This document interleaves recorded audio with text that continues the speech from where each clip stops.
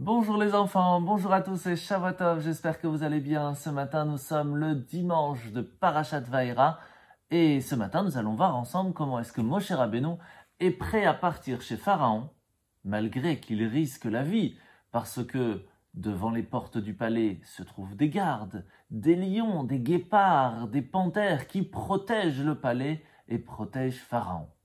Mais il est prêt à tout. Lorsque Akadosh Baruch Hu, lorsque Dieu va lui dire « Va chez Pharaon, va lui demander de faire sortir le peuple d'Égypte », il prend la route avec son frère Aaron.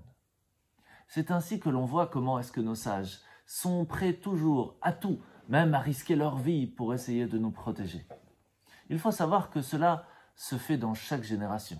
Par exemple, le Rabbi Rachab, une fois, a demandé à son fils, le Rabbi Yosef Yitzhak de Lubavitch, de prendre la route jusqu'à la capitale pour aller voir le prince et lui demander de faire attention à ne pas mettre le décret contre le peuple juif qui allait malheureusement interdire tous les juifs de la Russie de pouvoir étudier la Torah.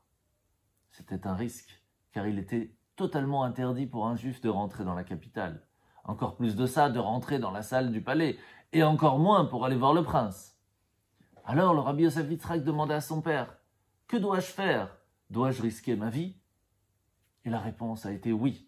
Pour sauver ne serait-ce qu'une personne, un enfant, pour qu'il puisse étudier la Torah, cela vaut tellement grand qu'on doit tout tenter. Il prit donc la route, arrivé à la capitale, trouva une personne qui l'aida à trouver le palais, réussit en fin de compte à rentrer à l'intérieur, arrivait jusqu'au secrétaire du prince qui était totalement étonné de voir un juif habillé en plus avec un chapeau, une veste, une barbe. Et tout en tremblant, il lui dit « Le chambre du prince, c'est ici ?»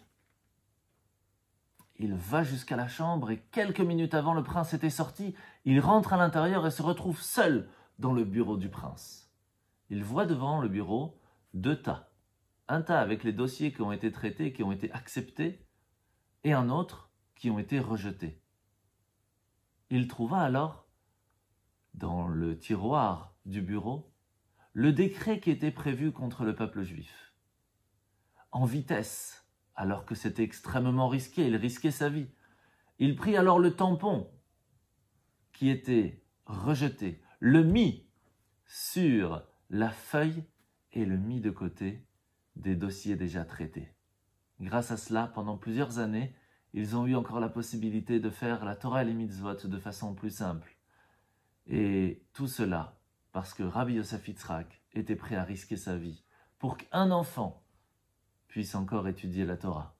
Vous voyez comment les enfants, depuis des générations et des générations, tous nos chachamim, tous nos sages, tous nos rebbeim, se sont toujours battus pour que vous puissiez étudier la Torah. Vous venez de le faire en écoutant cette vidéo. N'hésitez pas à la partager et à continuer d'étudier. Bonne journée et à demain.